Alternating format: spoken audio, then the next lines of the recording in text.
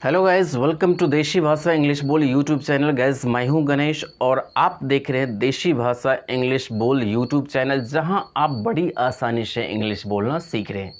Guys, पहली वाली video में या उससे पहले की क्लासों में जैसे मैंने कहा है कि हमारी एक्सपर्ट की टीम इंग्लिश सीखने की तरीका, इंग्लिश बोलने की तरीका को कर दिया है बहुत आसान। विश्वास नहीं होता?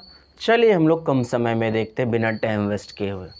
गाइस, एज़ फॉर एग्ज़ाम्पल, हम लोगों को जब ये बात बोलना होता है, ऐसा महसूस किया जाता है या ऐसा पाया जाता है, ऐसा माना जाता है, ऐसा समझा जाता है, तो इसे कैसे बोलेंगे? ऐसा महसूस किया जाता है, इसे हम लोग इंग्लिश में बोलते हैं इट इज़ फेल्ट सो। क्या बोलते हैं? It is felt so. फिर कहते हैं ऐसा पाया जाता है। ऐसे सेंटेंस को कैसे इंग्लिश में बोलेंगे? कैसे बोलेंगे? इट इज फाउंड सो। फिर कहते हैं ऐसा माना जाता है। इट इज एज्यूम्ड सो। फिर कहते हैं ऐसा समझा जाता है। It is understood so. Guys, हम लोग देख रहे हैं कि जितने भी ये सेंटेंस है, 4 सेंटेंस है, सभी शुरुआत हुई किसी से? इट इज से, इट इज से, इट इज से, इट इज से। उसके बाद जो आप भी ये देख रहे हैं, फेल्ट देख रहे हैं, ये वर्ब का तीसरा रूप है, वर्ब का थर्ड फॉर्म। ये फाउंड वर्ब का थर्ड फॉर्म, एज्यूम्ड वर्ब का थर्ड फॉर्म, अंडरस्टूड वर्ब का थर्ड फॉर्म। तो गैस, हमें अब वो जुगाड़ मिल गई, वो हमें स्ट्रक्चर मिल गया, जिससे हम लोग प्रैक्टिस करके ऐसे हज़ारों सेंटेंस जहाँ कहीं पे भी ज़रूरत पड़ेगी, ऑफिस में, रोड पे, public speaking, school, college, institution, जहाँ कहीं पे भी चाहेंगे वहाँ फ्लुएंट इंग्लिश बोल सकते हैं और ऐसे सेंटेंसेस को बनाने में ज़रा सा भी कठिनाई नहीं होगी। तो वो कौन सी जुगाड़ है? इट इज़ प्लस वर्ब का तीसरा रूप प्लस अदर वर्ड।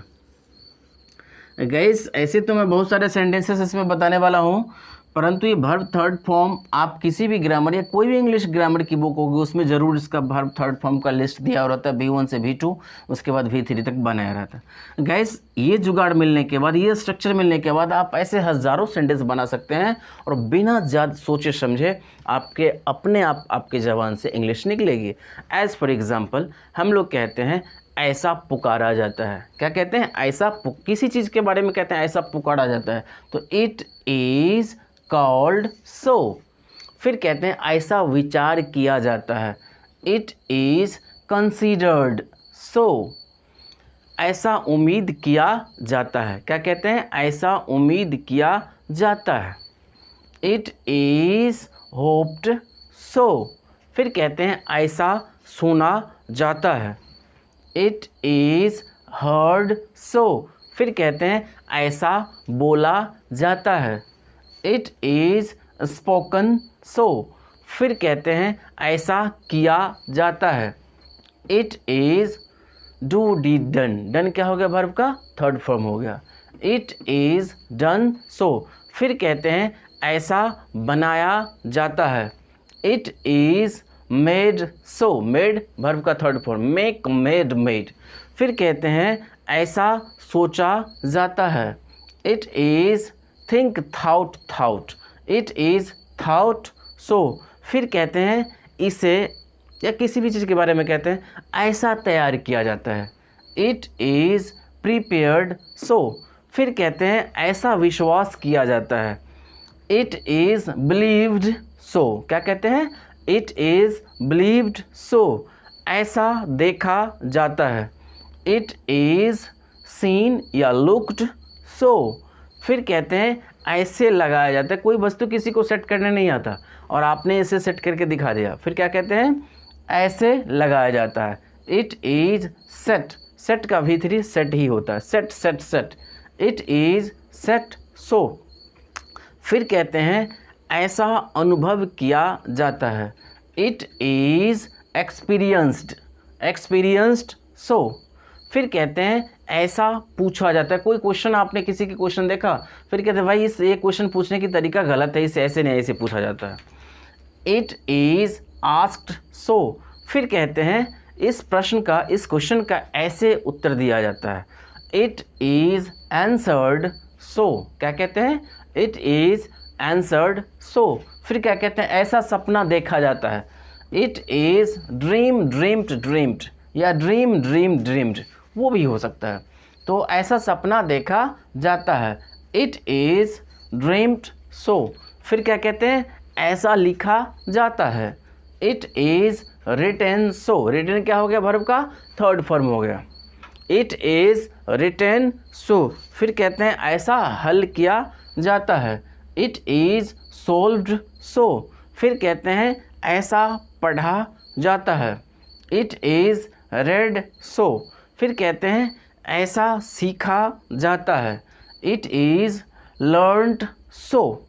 गाइस अब आप, मुझे पूरा विश्वास है कि आपके ज़बान पे इट इज़ वाली सेंटेंस बैठ गई। आप जहाँ कहीं भी चाहेंगे धड़ल्ले से ऐसे सेंटेंस बोल सकते हैं। सिर्फ आपको प्रॉब्लम थोड़ा होगा कहाँ? तो V3 ढूंढने में। हो सकता है कि आपके पास कोई ना कोई ग्रामर पतली वाली होगा, उसमें ज़रूर ये V1 V2 V3 वाली लिस्ट होगी, उससे आप थोड़ा प्रैक्टिस करके ज़बान पर बैठा लें, फिर ऐसे सेंटेंस धड़ल्ले से आप बोल सकते हैं, आपको ज़रा सा भी कहीं परेशानी होगी। विदाउट एनी हेजिटेशन आप बोल सकते हैं। या जब कभी भी आपको टाइम मिले आप वीडियो को बार बार देखते रहें, वीडियो को बार बार देखें, आपके जहन में, आपके ब्रेन में, दिलो दिमाग में ऐसे सेंटेंसेस बैठ जाएगी, फिर आपको ऐसे सेंटेंस बोलने में कहीं पे भी दिक्कत नहीं होगी। गाइस वीडियो कैसी लगी कमेंट कर मुझे अवश्य बताएं।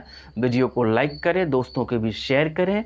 शेयर करने से क्या होगा कि जो आपके दोस्त सीखेंगे आप भी वही चीज़ सीखेंगे, फिर दोनों आदमी एक दूसरे से बातचीत करेंगे, वही सेंटेंस में डिस्कस करेंगे और उससे प्रैक्टिस होगी, और प्रैक्टिस करने से लैंग्वेज ज़बान पे बैठती, जितना आप प्रैक्टिस करेंगे उतना ही ज़बान पे बैठेगी। तो दोस्तों के बीच अवश्य शेयर करें और चैनल को गाइस अभी सब्सक्राइब करें, क्योंकि आपका इंग्लिश बोलने का सपना इसी चैनल पे साकार होने वाली है। जैसे आप इंग्लिश बोलना सीख जाएंगे, आपकी करियर की नई उड़ान लगने वाली है, आपका एक नया चेहरा, आपका एक नया पर्सनालिटी निखरने वाली है। किसी से? तो इंग्लिश लैंग्वेज से। तो गाइस आपसे रिक्वेस्ट है कि आप अभी चैनल को सब्सक्राइब करें और लगातार इस चैनल पे बने रहे। वीडियो को अंत तक देखने के लिए आपको तहे दिल से धन्यवाद देता हूं।